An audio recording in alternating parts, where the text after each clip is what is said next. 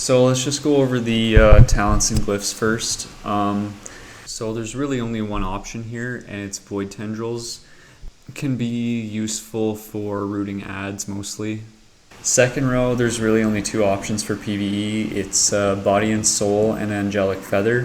Feather is slightly better. However, I prefer using Body and Soul just because you're helping out your healers and you're getting movement speed on top of that. And most of the time, like, you're not going to have to move for more than 4 seconds. So that's why I prefer Body and Soul. The 45 row, Solace and Insanity is the best by quite a bit. The only other talent that might come close to this would be From Darkness Comes Light, but this is very situational, and this is much better for council fights where you have at least 3 bosses up. In Dragon Soul, there's no bosses like that, so Solace and Insanity is just way better. And even on a boss like Morchok, this isn't going to proc enough to overtake Solace and Insanity, because while you have your dots up on both bosses, you're able to weave in these empowered mind flays in between, actually full channels, so this is your best by far. 60 row, Spectral Geist is PvP talent. Angelic Bulwark is the best. You don't have to press anything, but Desperate Prayer is off the global cooldown, so if you do have a keybind that you can use this and continue DPSing, this would be good as well. And then the 75, it's going to be Twist of Fate 100% of the time. Power Infusion might overtake it on a super short fight, like less than a minute, because you could have your hero and then your Power Infusion and then the boss will die. But Twist of Fate you can't go wrong with. So for glyphs, there's only a few useful ones. I'd say Mind Spike is the only one that directly increases your damage, specifically on the opener. So you could use Mind Spike, and then there is a few other ones here that you can swap out. So Dispersion, situational. If you need more defensive cooldowns to do certain mechanics, this can be useful. Mind Flay, this is really nice because you get stacking speed buff. So you'll get 45% movement speed if you have to move quickly, so that's pretty useful. Another one you can swap in is Inner Sanctum. This is just a flat 6% reduction to spell damage while you have your Inner Fire active, which you always have active as a Shadow Priest. Fade is also useful, it's just a 10% damage reduction. And then Vampiric Embrace, also pretty situational, but I like to use this one because when you're in your burst phases, you can put out a lot of off healing, so I really like this one. It's not available yet, I used it a lot on the beta though. And then Minor Glyphs is just preference. So our stats actually did change a little bit for pre-patch. It used to be Haste, Mastery, Crit would be the priority, now it's Haste and Crit, and there is actually no breakpoints. You really have to go for it. Just stack as much haste as possible. The actual priority would be your hit rating first, Intellect, Haste, Crit, and Mastery is last. I'm not going to go over races, professions, or consumables. If you don't know which ones to use, I do have another guide that I made for Shadow Priest. You can check that out on my videos, or you can just check a quick guide out on Wowhead or Icy Veins. The opener for Shadow Priest changed a little bit because we used to have the 4 set. I'm rambling. I'll just quickly go over the changes as well for pre-patch. So if you actually just go to your spellbook and abilities, there's a bottom tab here. It'll tell you what has changed. This is very basic. It tells you the major changes of the class, really. Real big difference is that shadow orbs are generated by Mind Blast now. They're not just random. So it gives you a little more control over your shadow orbs, which is really nice. And then to consume your shadow orbs now, you do it through Devouring Plague. So basically you want to stack up to 3, use Devouring Plague. But I'll go over that more in depth in the rotations section.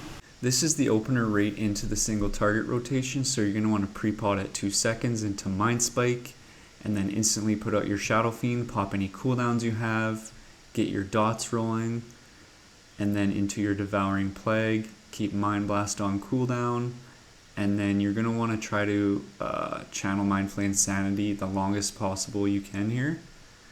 So see there, you refresh it right at the end of Devouring Plague, and then Mind Blast is pretty much off cooldown again. The reason I refreshed my dots there was because I had the full effect from my trinket, so I just wanted to snapshot the intellect from that. And then after the opener, it's not too complicated. I'm going to put the priority on screen. I do want to give just a couple tips. So as soon as you get 3 shadow orbs, I'd recommend not consuming them immediately. The reason for that is because if you consume them immediately, your Mind Blast is going to come off cooldown while you're channeling Mind Flay Insanity, and you're going to have to interrupt it to keep your Mind Blast on cooldown.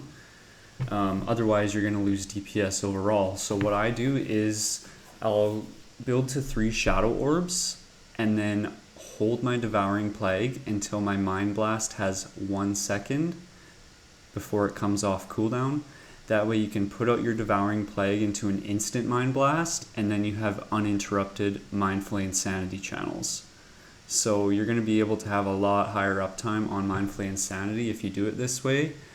So the only kind of tricky thing to get a hang of with this is you need to have your dots refreshed properly. If not, they can fall off while you're channeling your Mind Flay Insanity, and then you're just going to be losing DPS because your dots aren't ticking, but you're kind of torn between channeling Mind Flay Insanity or refreshing your dots.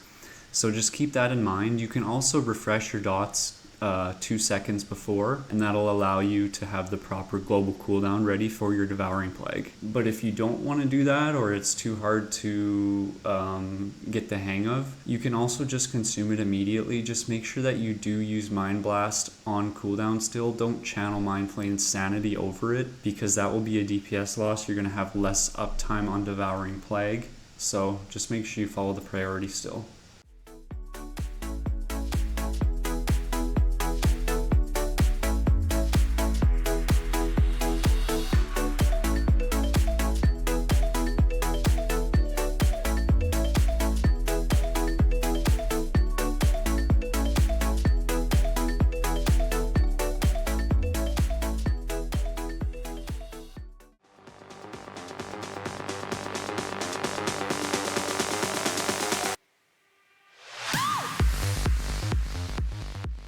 So for movement, there's a couple things you can do. It's a little better now than it was before, like in previous cata patches.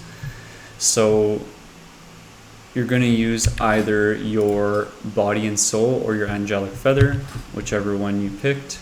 I like Body and Soul. So for example, what you can do while moving, it's a little bit different. So you can use your shield and spam Shadow Word Pain now.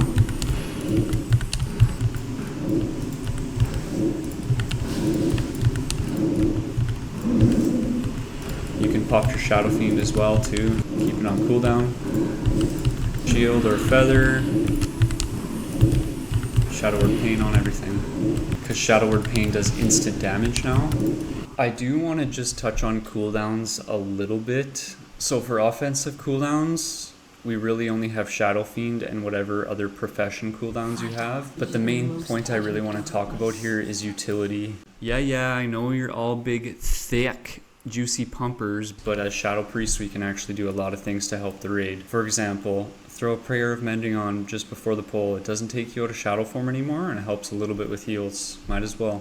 Obviously Dispersion, use this to help out your healers. Like if they're struggling especially, this can reduce your damage by 90%. So utilize this. Hymn of Hope, if your healers are and then another big one is our Vampiric Embrace. So if we use this at the right time, when you have Devouring Plague up and all your dots up and you're channeling your Mind Flay Insanities, you're going to put out a shit ton of healing.